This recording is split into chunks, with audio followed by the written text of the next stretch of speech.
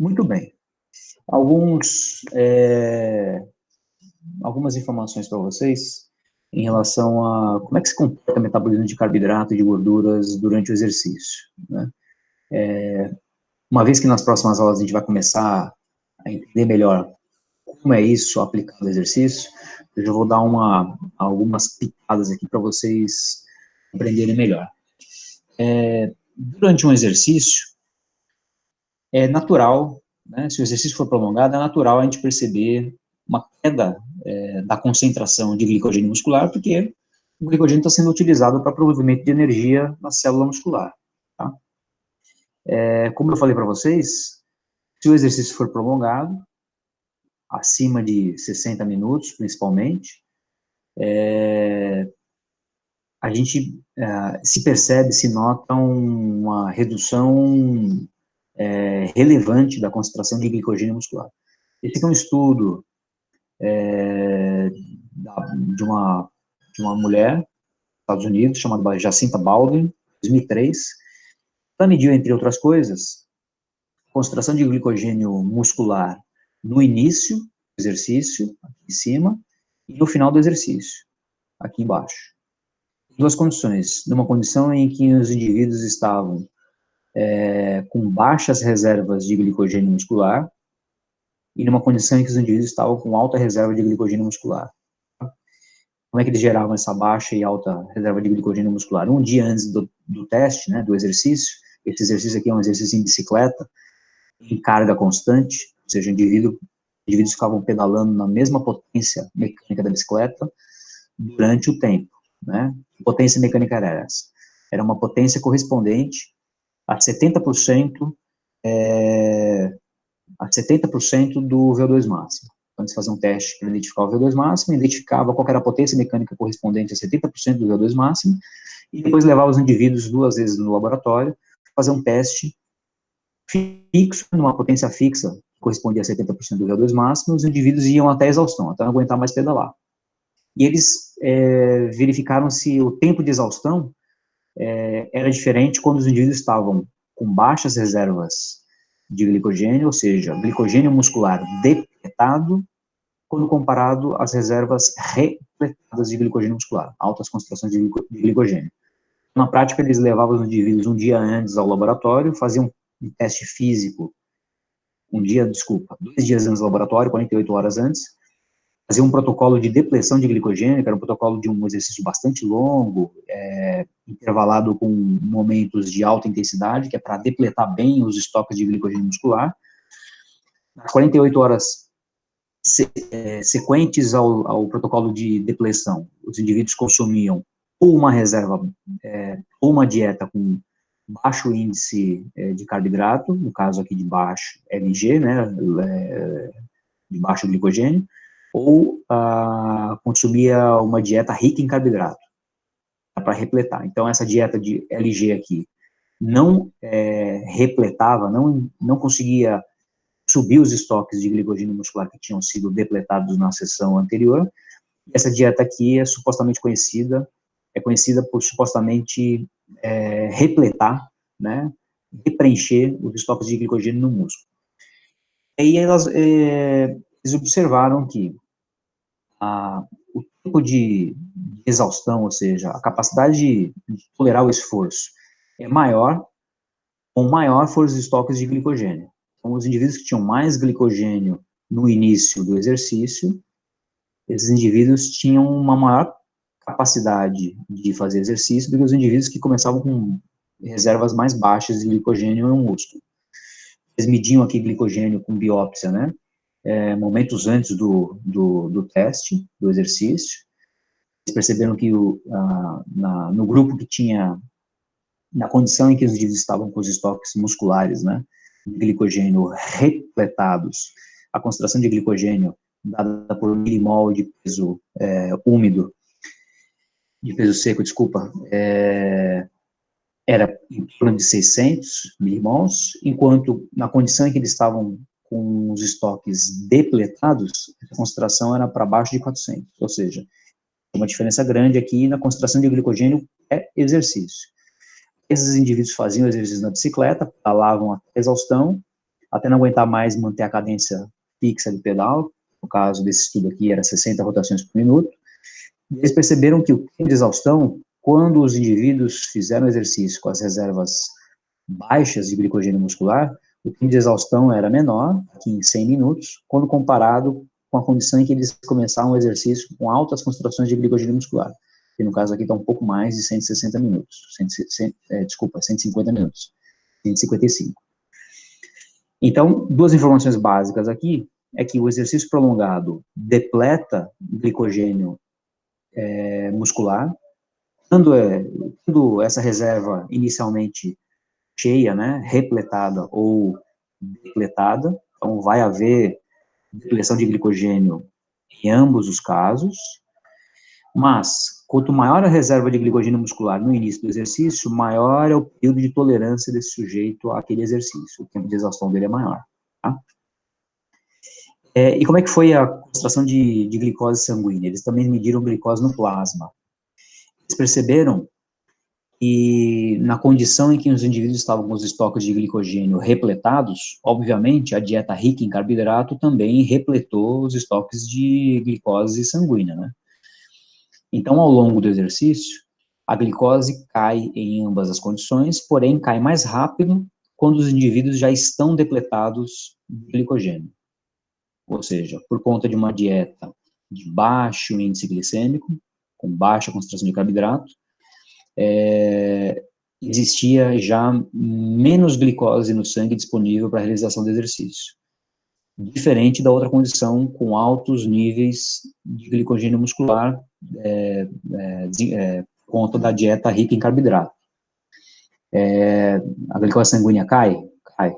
Como eu falei para vocês, se o exercício é prolongado, a glicose sanguínea vai cair. Porém, cai numa velocidade menor e demora mais para cair, e quando cai, começa a cair numa velocidade menor. Então, aqui a gente tem uma indicação, né, experimental do como é o comportamento do glicogênio muscular ao longo do exercício prolongado e como é o comportamento da glicose sanguínea ao longo do exercício prolongado. No caso da oxidação de gorduras, não trouxe aqui um estudo específico para vocês, mas o que a gente espera de metabolismo de gordura durante o exercício é basicamente isso aqui. Tá? No gráfico superior, a gente tem percentual de alteração da concentração de ácidos graxos livres no sangue, tá? Medido no sangue, lipídios totais, medidos no sangue também, e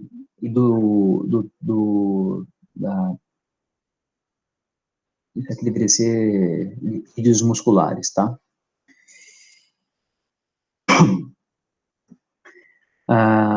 O que a gente percebe aqui é que durante um exercício retangular, né, prolongado, a uma intensidade moderada, entre 50% e 70% do VO2 máximo, a gente percebe que a utilização de ácidos graxos livres aumenta em função do tempo de exercício. Ou seja, se consumir ácidos graxos livres, se leva um tempo grande. A gente percebe aqui, ó, o acúmulo, concentração de ácidos graxos livres no sangue aumenta de forma progressiva ao longo do exercício, certo? O que está indicando? Está indicando que está havendo mobilização do triacilglicerol de adipose sendo lançado em forma de ácidos graxos livres no sangue. Ou seja, está havendo captação e transporte de ácidos graxos livres para serem utilizados em nível muscular. Isso, para o metabolismo de gordura, é bom, né? Então, ao longo do exercício, aumenta-se a captação e transporte de ácidos graxos livres. Que vejam, isso é lento, né? Então, a gente precisa de um exercício razoavelmente prolongado para ter uma grande mobilização de ácidos graxos livres, medida aqui em forma de ácidos graxos livres no sangue. Em contrapartida, a mobilização de lipídios intramusculares, ela é mais ou menos constante, com uma leve redução ao longo do exercício. Lembra que eu falei para vocês que os estoques de lipídios intramusculares são limitados? Esse gráfico aqui mostra que nos momentos iniciais de exercício, houve uma maior utilização de lipídios intramusculares, quando comparado aos lipídios que estavam no tecido adiposo, simplesmente porque eles estão mais próximos da área de utilização para provimento de energia, né?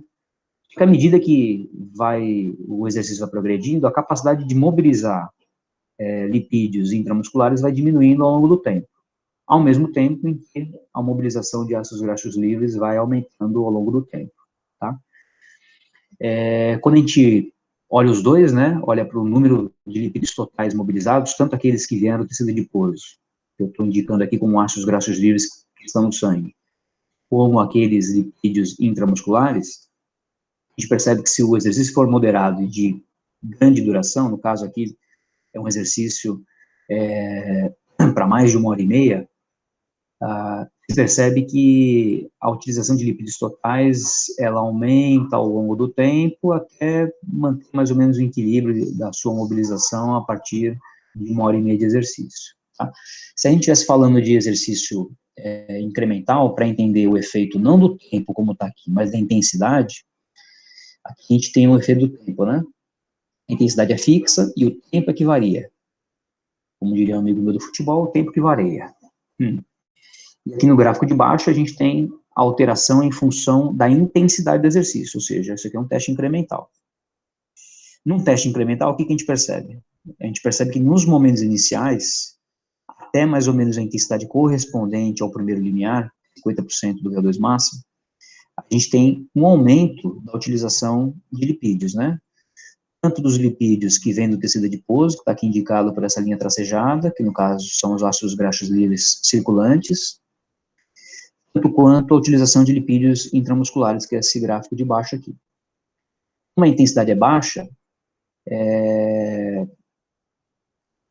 aquelas etapas que precisam ser cumpridas para a mobilização do lipídio, tanto em nível muscular quanto em nível de tecido adiposo periférico, para ser captado, transportado e utilizado em nível muscular, essas etapas, elas são mais bem satisfeitas.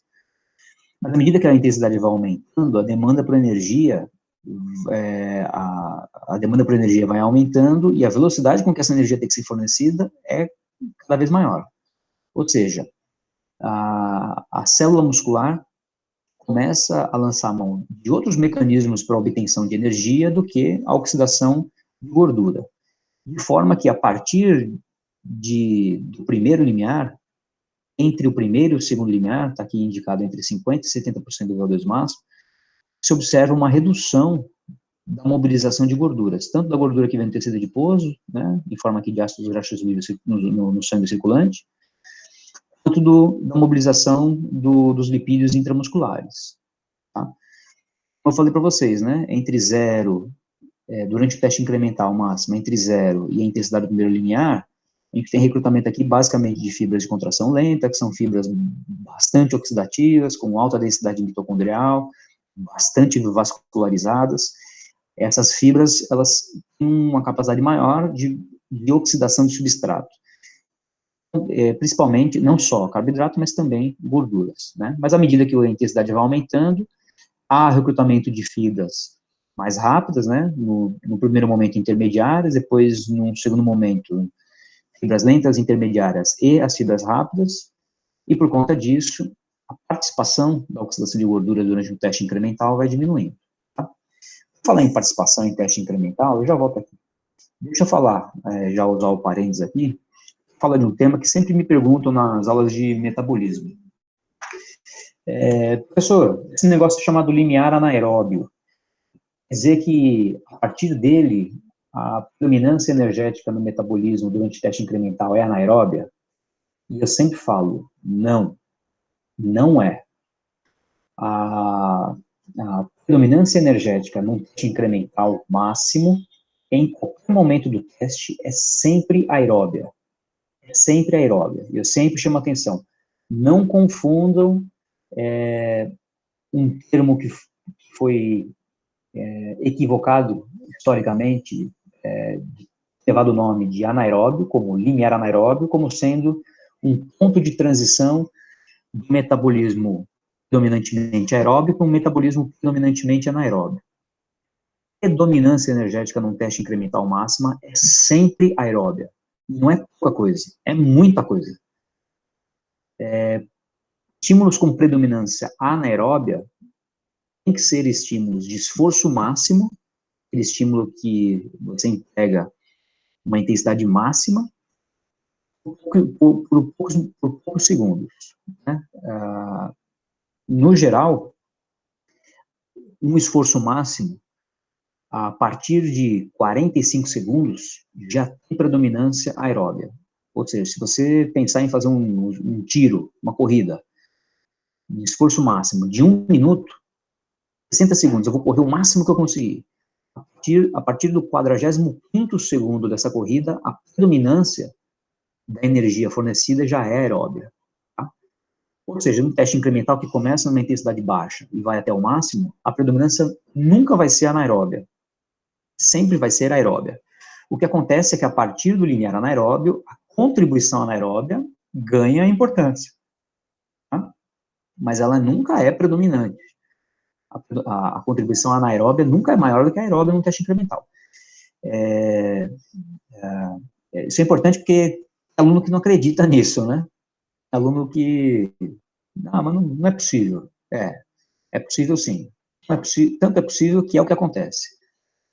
Então, por favor, não saiam por aí falando que a partir do limiar anaeróbio, a predominância é anaeróbia. Não é.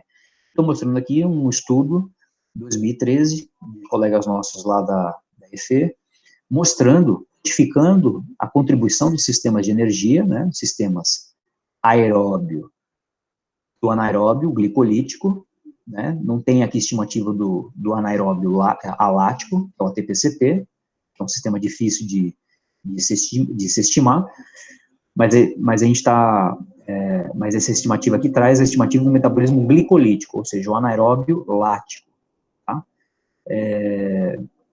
A característica do exercício, o anaeróbio alático aqui é uma contribuição muito pequena, ou seja, essa curva aqui de metabolismo anaeróbio seria muito pouco alterada se a gente conseguisse estimar a contribuição do sistema ATP-CP aqui. Tá? Então, metabolismo aeróbio, que são essas bolinhas cheias, metabolismo anaeróbio, são essas bolinhas vazias. Então, aqui a gente tem a estimativa dos sistemas energéticos, né, de 0 a 100%, o quanto da energia total necessária para realizar um exercício incremental em esteira, corrida em esteira, a cada velocidade, o quanto desse 100% de energia necessária para fazer cada uma das intensidades foram providos ou pelo metabolismo anaeróbio ou pelo metabolismo aeróbio. Vejam aqui que em qualquer momento do teste, seja no início do teste, seja nos momentos intermediários do teste, seja no final do teste, a contribuição energética do metabolismo aeróbio é sempre elevadíssima, variando aqui na casa de 95% da contribuição de energia no início do teste, até próximo de 90%, ou seja, um pouquinho menor, mas ainda muito grande, no final do teste. A gente olha a contribuição do sistema anaeróbio ao longo do teste, a gente vê que o sistema anaeróbio ao longo do teste contribui com menos de 10%, em torno médio de 5% ao longo da maior parte do teste, e a partir do limiar anaeróbio, está indicado aqui por essa seta vertical, a partir do limiar anaeróbio, a contribuição anaeróbia do exercício aumenta. Aumenta para casa de quanto? Para casa ali de 15%, 18%, mas não passa disso. Se vocês fizerem uma reta imaginária aqui horizontal, isso aqui deve estar na casa dos 17%. Não estou com o trabalho aberto aqui, mas quem quiser me passa o trabalho que eu mando para vocês. Não passa de 18%. Ou seja, até nos momentos finais do teste, máximo, o movimento de energia é maciçamente oferecido pelo sistema aeróbio. O sistema anaeróbio contribui com uma parcela pequena, ou seja, a predominância energética é sempre aeróbia. O que acontece é que a partir do limiar anaeróbio, que é aquele ponto onde começa a descompensar tudo, o pH diminui, o lactato aumenta muito aqui, o metabolismo anaeróbio aumenta a participação, tá? Mas a predominância é sempre aeróbia. Para finalizar aqui, fechando o parênteses, né? Fecho parênteses da contribuição energética. Voltando aqui para finalizar metabolismo de gordura, deixa eu dar uma olhadinha. Como é que está de tempo aqui?